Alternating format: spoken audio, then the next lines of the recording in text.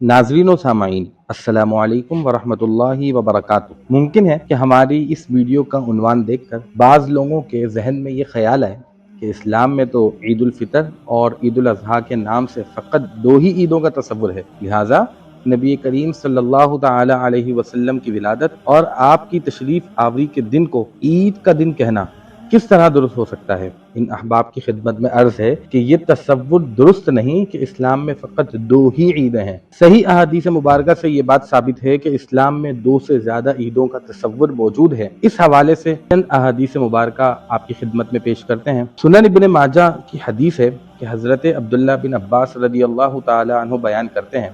कि बेशक जुमे का दिन अल्लाह ताला ने मुसलमानों के लिए ईद का दिन बनाया है। जो शख्स जुमे के दिन नमाज के लिए आए तो वो गुस्ल करके आए, खुशबू मुयस्सर हो तो खुशबू लगा कर आए और तुम पर मिसवाक करना लाजिम है। इसी तरह एक और हदीस में है कि हज़रत अबू हुरैरा रदियल्लाहु ताला अन्हु बयान करते हैं कि मैंने रसूलुल्लाह सल्लल्लाहु ताला अलैहि वसल्लम को इरशाद फरमाते हुए सुना, यौम जुमा ईद का दिन है, सो अपनी ईद के दिन रोज़ा न रखो सिवाय इसके कि उससे एक दिन पहले या एक दिन बाद को मिलाकर रखो। इसी तरह एक और हदीस में है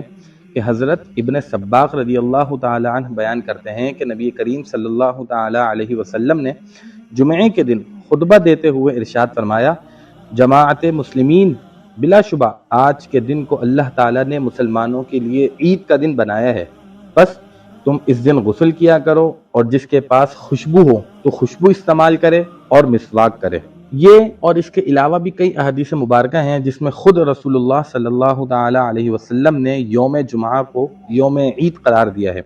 लिहाजा ये कहना कि इस्लाम में ईदैन के अलावा किसी और दिन के लिए ईद का तसव्वुर नहीं, ये दुरुस्त नहीं। हज़रत अनस बिन मालिक रदियल्लाहु ताला अन्हु बयान करते हैं कि रसूलुल्लाह सल्लल्लाहु ताला अलैहि वसल्लम ने फरमाया, मेरे पास जिब्रील अमीन आए, उनके हाथ में एक चमकदार आईना था, इसमें एक सियाह नुक्ता था। मैंने कहा, जिब्रील ये सियाह नुक्ता क्या है? कहा, ये जुमे का दिन है, इसे आपका रब आप पर फर्ज फरमाएगा ताकि ये दिन आपके लिए और आपके बाद आने वाली आपकी उम्मत के लिए ईद का दिन बने। अम्मार बिन अबी अम्मार बयान करते हैं, एक दफ़ा हज़रत अब्दुल्ला बिन अब्बास रज़ियल्लाहु ताला अन्हु ने सूरे माइदा की 3 आयत की तिलावत की तो पास खड़े एक यहूदी शख्स ने कहा, अगर ये आयत हम पर नाजिल होती तो हम इस दिन को ईद के दिन के तौर पे मनाते। तो आपने इसे जवाब दिया, बेशक ये आयत 2 ईदों यानी जुमा और अरफा के दिन नाजिल हुई। हज़रत अब्दुल्ला बिन अब्बास ने इस यहूदी से ये नहीं कहा कि हमारे दीन में फ़कत ईद उल अज़हा और ईद उल फितर ही का तसव्वुर है, इसके अलावा हम किसी दिन को बतौर ईद नहीं मना सकते, बल्कि आपने इसकी तायद करते हुए फरमाया, ये आयत जुमा और अरफा के दिन नाजिल हुई और ये दोनों दिन ही मुसलमानों के लिए ईद ही के दिन है। सूरे माइदा की 3री आयत में अल्लाह ताला ने शरीयत इस्लामिया की तकमील और अपनी नेमत के इत्माम का ऐलान फरमाया। इस आयत के हवाले से एक यहूदी शख्स ने हज़रत उमर से कहा, ए अमीरुल मोमिनीन, आप अपनी किताब में ऐसी आयत पढ़ते हैं कि अगर वो आयत हम गिरोह यहूदी पर उतरती तो हम इसके नुज़ूल के दिन को ईद का दिन बना लेते। आपने पूछा, तुम किस आयत के बारे में बात करते हो? तो उसने कहा, आज मैंने तुम्हारे लिए तुम्हारा दीन मुकम्मल कर दिया और तुम पर अपनी नेमत पूरी कर दी और तुम्हारे लिए इस्लाम को बतौर दीन पसंद कर लिया। हज़रत उमर ने फरमाया, जिस दिन और जिस जगह ये आयत करीमा नाजिल हुई हम नबी करीम सल्लल्लाहु ताला अलैहि वसल्लम के साथ थे, हम इसको पहचानते हैं। आप सल्लल्लाहु ताला अलैहि वसल्लम इस वक्त जुमे के दिन अरफात के मकाम पर खड़े थे। हज़रत उमर ने इस यहूदी की तरदीद करने के बजाय इसकी तायद की और इसे ये बावर करवाया कि ये आयत जिस दिन नाजिल हुई वो जुमा और अरफा का दिन था, दोनों दिन मुसलमानों के लिए ईद के दिन है। लफ्ज़ ईद औद से निकला है,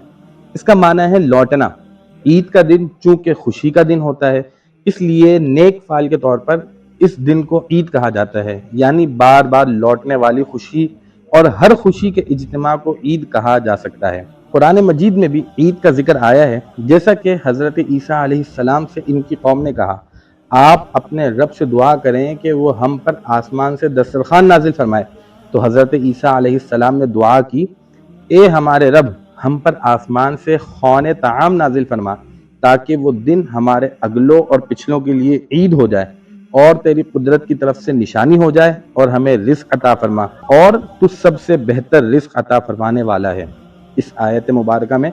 حضرت عیسیٰ علیہ السلام نے خوان طعام کے نزول کو عید قرار دیا، اور اللہ تعالیٰ نے قرآن کریم میں ان کی اس دعا کو ذکر فرمایا، تو اس سے معلوم ہوا کہ نزول نعمت یا حصول نعمت کے موقع کو عید سے تعبیر کر سکتے ہیں۔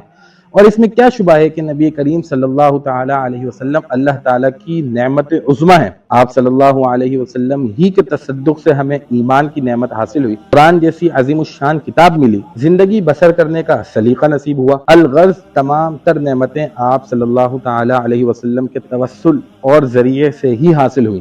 کہ آپ ہی وجہ تخلیق کائنات ہیں۔ اگر عیسیٰ علیہ السلام کے حواری خوان نعمت عطا ہونے والے دن کو عید کہہ سکتے ہیں، اور وہ دن ان کے اگلوں اور پچھلوں کے لیے یوم عید ہو سکتا ہے، تو ہم بدرجہ اولا اس بات کے مستحق ہیں کہ امام الانبیاء صلی اللہ تعالی علیہ وسلم کے یوم ولادت کو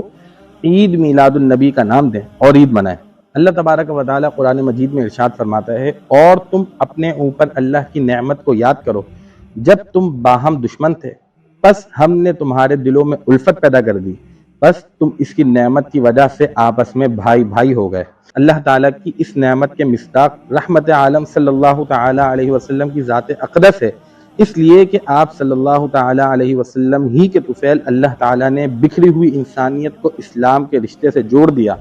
جو لوگ ایک دوسرے کے خون کے پیاسے تھے، اپنی ذاتی خواہشات، قبائلی روایات اور خاندانی امتیازات کے تابع ہو کر